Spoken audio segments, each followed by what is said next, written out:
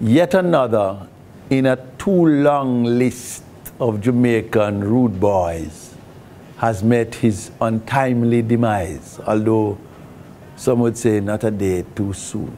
Marlon Duppy Film Perry was shot and killed by the police on Sunday in Port Morant, St. Thomas, probably still within the parish of his recent notoriety.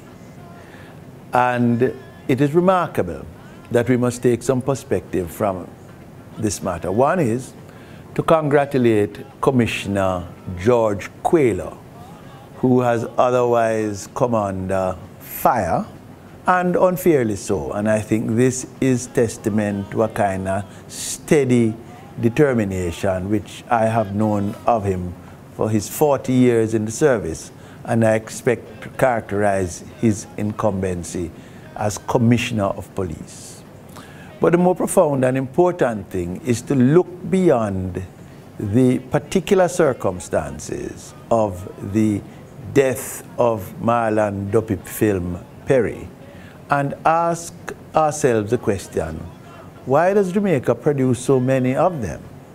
From Reagan to Copper to Starkey to Sandokan to Dudus and now Duppy Film, and a lot of names left out in between. Every now and then, and perhaps more now than then, the Jamaican landscape throws up a type for which murder is their preferred tool of the trade, fearless, wicked, and then in a few short years for them to die in a hail of bullets, and there have been few exceptions to this. What is the same this time around is the absence of any real analysis, real opportunity for analysis. For one thing, we do not know what really has driven people like Duppy Film to commit the crimes they have or they are alleged to have. In his case, he did what he did almost in broad daylight, in full view. So we don't have to guess whether or not he was a figure in the killing of the two policemen in Yallas not so long ago. But what drives them?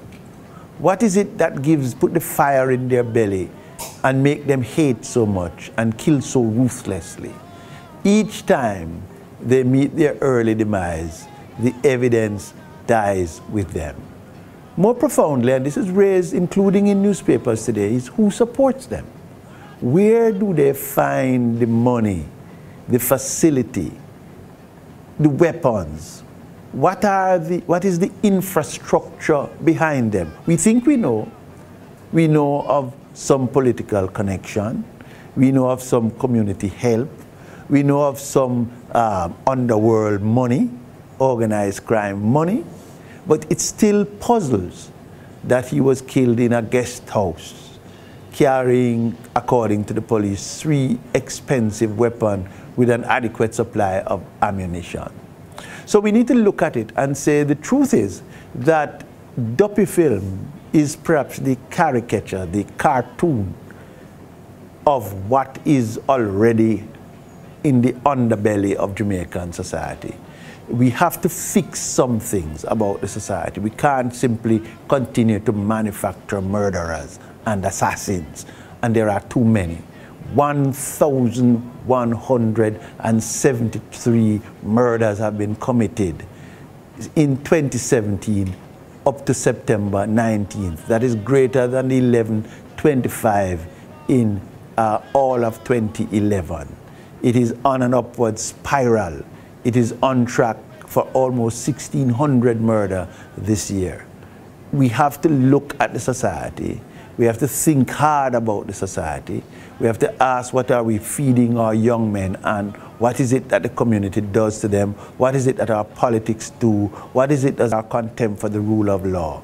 We cannot keep manufacturing murderers and assassins. Somewhere along the line, we have to learn. You know, when Reagan did his thing, Jimmy Cliff sang "The Harder They Come." which was in fact a lionizing of Reagan, but it was also a reflection on a society in which inequity, in which the opportunities for upward social mobility of the underclass were less. Are these factors in the Duppy film? I don't really think so. Maybe because I don't want to think so. But are they? The problem is we simply do not know.